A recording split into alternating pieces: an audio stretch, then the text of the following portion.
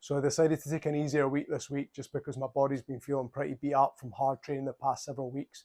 Which brings me on to the topic of conversations today around deloads, and this is my thoughts on them. Now, for the vast majority of people, I don't think you need to plan a deload every fourth week, for example. I think this is counterproductive, unnecessary, and just slows training process. Make adjustments as necessary and take a deload when you feel it's required. If you compete in the barbell sports, strongman, track and field, or you're a decent level athlete where careful management of fatigue around training cycles, competition and travel, etc. are required, then a planned deload is necessary. If you don't fit into any of these categories, I would just deload as you need.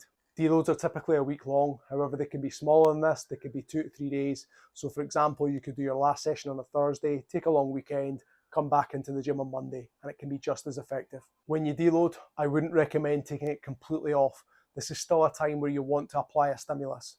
Doing nothing just means when you return to training, it's going to complicate matters. You're going to be sore as hell getting back into training. It also means it's going to take you longer to get back into the groove, especially with the more technical lifts such as the Olympic lifts. The first thing I would adjust on a deload is the volume. 50 to 75% is generally a good reference point to go for. So if you did 4 sets of 6 on the previous training weeks, on the deload it could be 2 sets of 3 at the same weight or slightly lighter depending on how you're feeling. The second thing that I would reduce if need be would be intensity. 80 to 90% of the previous week's training would be a good reference point. Or if you're more familiar with RPE, if it was an RPE 8, this could go down to an RPE 5 or 6 on the deload. The key thing is there's strong intent and good bar velocity. If you're an athlete, I would always reduce the gym work before you reduce the sprinting and plyo work.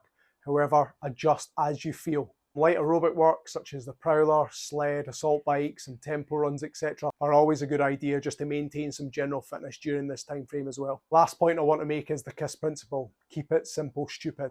It is a deload and don't overcomplicate it.